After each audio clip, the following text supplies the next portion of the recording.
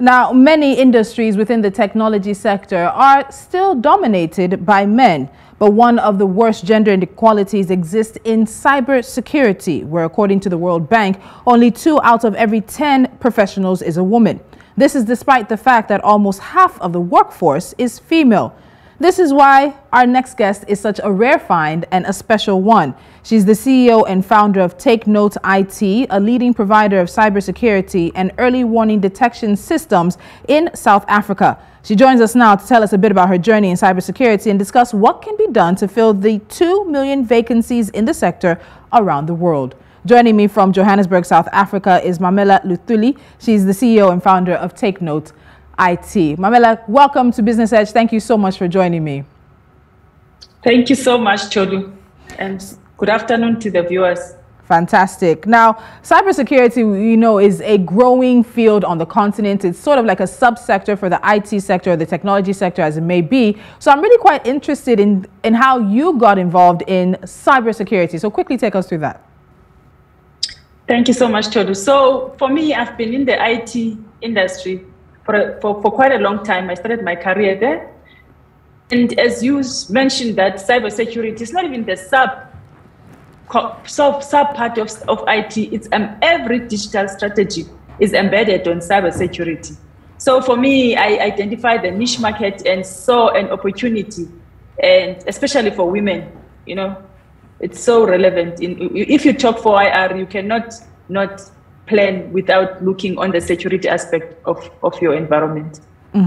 So when you look at the data, like the World Bank says, in terms of entering a room with 10 of your colleagues, as it may be, you would probably be one of only 2 women in the room. So how have you really managed to navigate your career and the professional aspects of cybersecurity when it still remains such a male-dominated industry? Even the 2 is generous. In my view, I'm always the only female in the room, in the boardroom, in the cybersecurity space. So as a female, you need to work 10 times harder to prove yourself and show competency more than anything else. So it's still male dominated and women are marginalized. And I got into the table knowing that I'm coming from the position of disadvantage. So the best thing for me to remain relevant and to earn the respect from my colleagues is true learning. So I accelerated the learning in the cyberspace so that I'm well equipped to answer any technical and complex questions. So you mentioned being marginalized, which leads me to my next question. With the ratio of men to women in this industry, tell me a bit about some of the biases, some of the issues you face being a woman, as you say now, probably the only woman in the room in the cybersecurity space. Firstly, the perception that you're not technical savvy, and the less respect, from the age perspective, from the gender, from the race. We can't run away from those challenges. That's the fact that if you are a black female and you happen to be young, your counterpart is not taking you seriously on any input you're giving. So you need to work 10 times harder to show and demonstrate that you know what you are talking about and you're capable and competent to do the work in the cyberspace. So for many African women and young girls, you're probably the first cybersecurity African female that they're seeing right now. And there are some things that women bring differently to different industries. It's not a situation of it being competition, but more complementing of the roles. So when you look at what you've been doing and the expertise and the times you've spent in this actual career, tell me a bit about what you think the particular advantages of having more women being part of the cybersecurity infrastructure and tech space would bring to the rest of the world and to the rest of Africa, as it may be. Absolutely.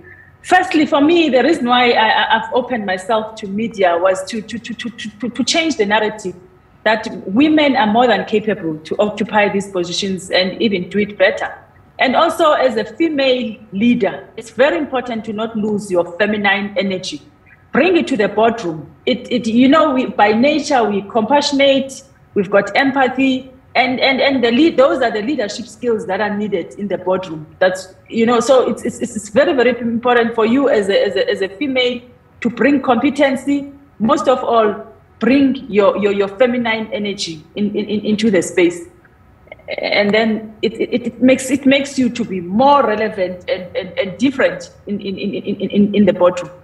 So I had a conversation just before you joined us about how Nigerians are immigrating. And one of the sectors that's really feeling that heat is the information technology sector. We're losing valuable talent to Western countries and Western economies. So I want to take you up on that as well. We're going to see the cybersecurity subsector grow. We're going to see the IT sector grow across the continent. And there's a potential for us to lose talent such as yourself and others to other economies when we need the development of that infrastructure and that sector here on the continent. How do you think we can get ahead of that trend? How do you think we can get ahead of people wanting to leave for the greener pastures and for the opportunities that abound in this industry?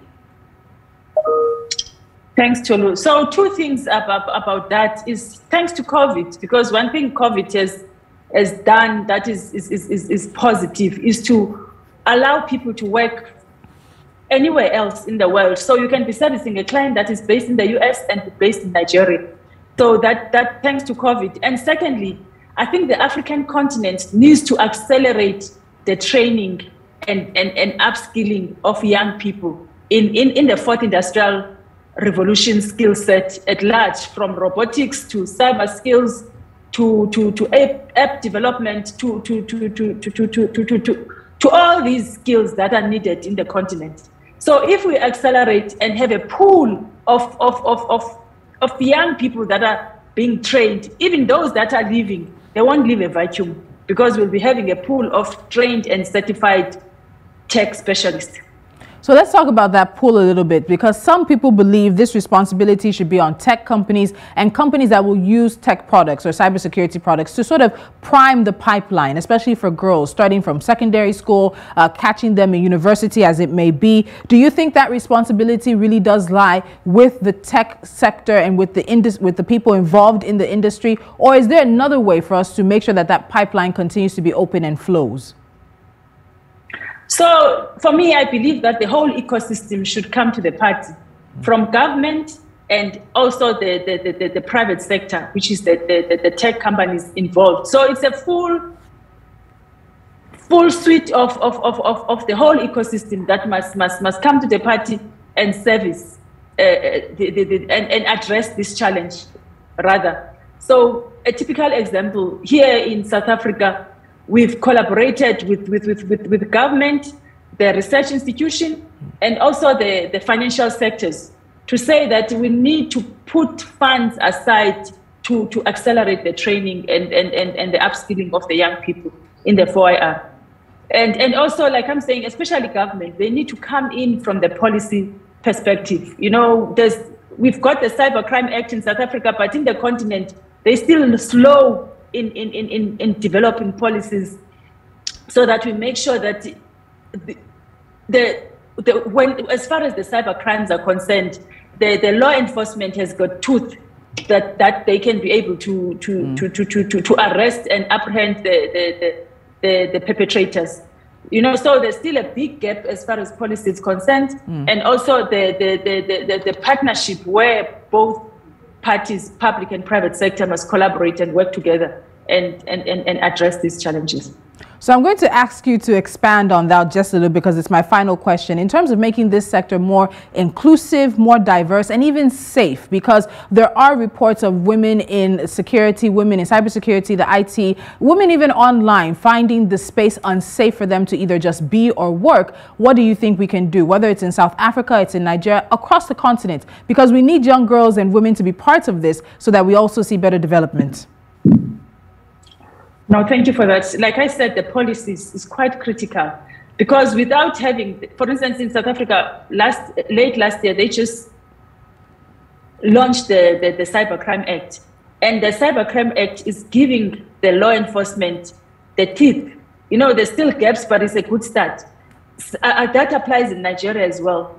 The policies, we need to formulate robust policies that if you are involved in the cybercrime, you understand that the repercussions are by far. You know, you can be in jail for 10 years or 15 years, you know, those, so that we can have harsh sentences that are compromised, that are exposed, that are kind of compromising involvement of women into the space, you know, from human trafficking to all these challenges that we're facing as far as the digital world is concerned.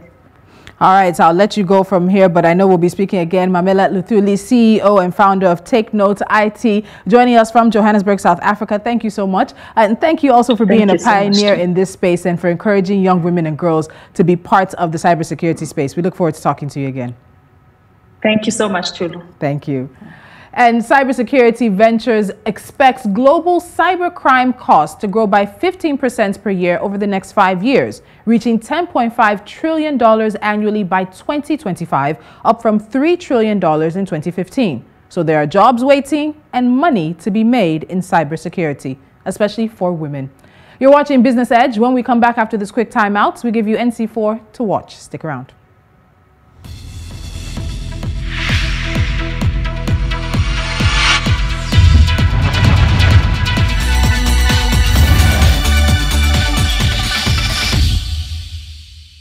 And with the stories we're tracking, we start in North Africa, where Egyptian electricity consumers received the highest power bills this year due to increased consumption of mainly ACs and fans due to high temperatures. Consumption bills for July increased by 17 to 30% due to the increases in citizens' consumption.